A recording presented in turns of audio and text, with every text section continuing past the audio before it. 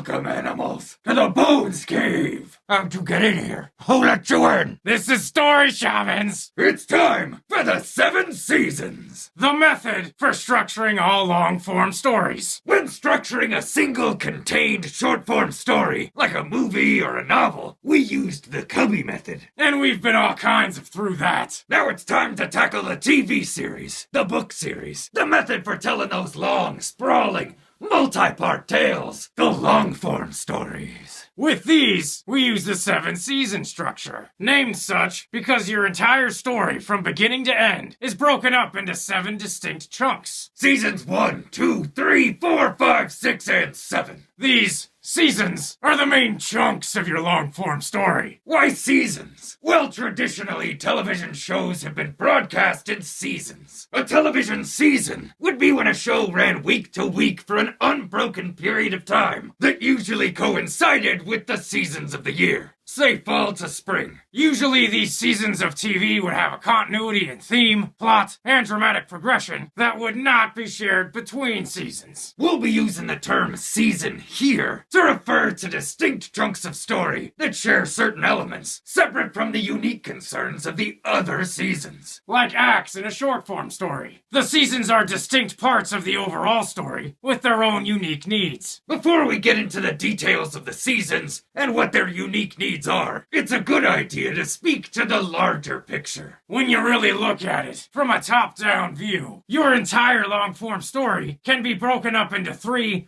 overall eras. The first, second, and third eras of your series. Seasons 1, 2, and 3, that's your first era. Seasons 4 and 5, that's your second era. Seasons 6 and 7, that's your third and final era. We'll get into more detail later about the qualities of these eras, but for now, just know that they're there. We'll be talking about your long-form story primarily in terms of the 7 seasons, but keep an eye out for when these seasons combine into larger era concerns. Moving on! Seasons 1, 2, 3, 4, 5, 6, 7. When constructing your story, each season has 3 levels to consider. There's the dramatic structure level, the dramatic pace level, and the dramatic evolution level. The first level, dramatic structure, has 3 different areas of concern. Area 1, connection, separation. Area 2, positive, negative. And Area 3, origin, deviation. These 3 areas of concern alternate between the seasons as your story progresses. Seasons 1, 3, 5, and 7